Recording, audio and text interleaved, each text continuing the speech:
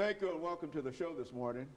The topic this morning is challenges of African American youth, and we're fortunate to have with us this morning to talk about some of the challenges faced by African American youth today, members of the National Association for the Advancement of Colored People, brought to us this morning by Pastor KWalker.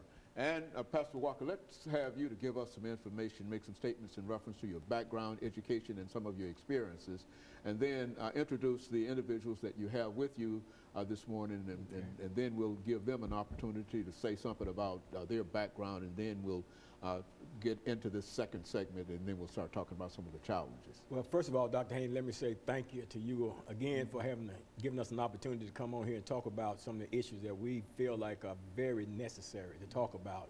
Your program has always been a forum that gets the information out. It's very informative. So I just want to thank you first and foremost for that. My name is KWalker. I pastor the Hands of God Christian Church. We're located at 600 North 2nd Street out here in East Nashville. I was born and raised here in Nashville.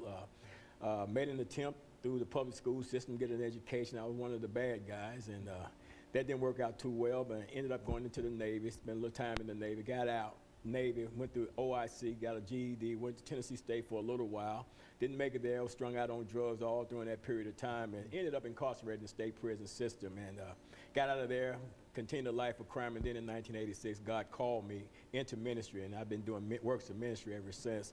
Got involved with the NAACP a few years ago, met some very, very good people that are here right now with me, and just like to introduce Ms. Sydney Pritchard. She's the president of the NAACP Youth, and Mr. Joe Goldthread, he's the chairperson of the Youth Advisory Council, of which I'm a part of, and I'm delighted to be working with Joe because he's got a history with the NAACP that dates back to his childhood, so I'm delighted and just really excited to be working with him.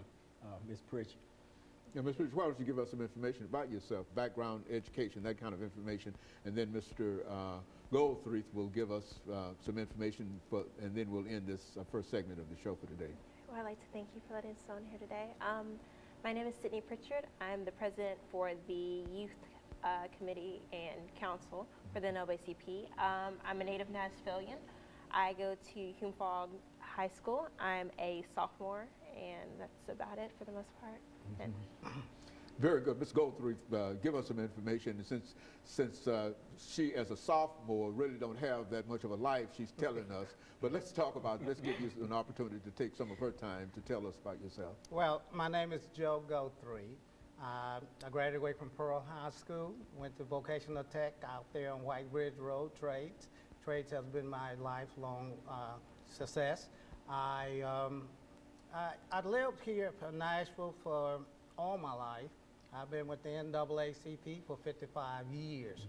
I was a junior NAACP person, and now I am chairperson to bring the youth back to be able to go out and do the things we used to do. Very good. And so, Pastor Walker, we're saying that the NAACP is still a very, very important organization. Oh, absolutely. Yeah, without a doubt. And what's really impressive to me about the NAACP is the youth part of the NAACP, because everybody knows that, you know, as members of the NAACP, we get older, and it's important that youth are trained up to carry on the work and the mission of the NAACP. And I'm impressed. I was hoping that Sydney would give us a little bit more information about herself, because I'm impressed with her level of intelligence and the knowledge that she do have in terms of leading and guiding this particular aspect of the youth, in terms of raising up the youth and learning the parliamentary procedures and the things that's necessary to guide the youth in the direction that it goes. Because, Dr. Haney, you know that most time when we hear about the youth, we always hear something negative, but there's a positive thing that goes on with our youth that we don't get a lot of media attention. That's why I want to thank you once again for allowing us to come on and to highlight some of the things that the youth are doing positive as we talk about the challenges that the African American youth are facing in the world today.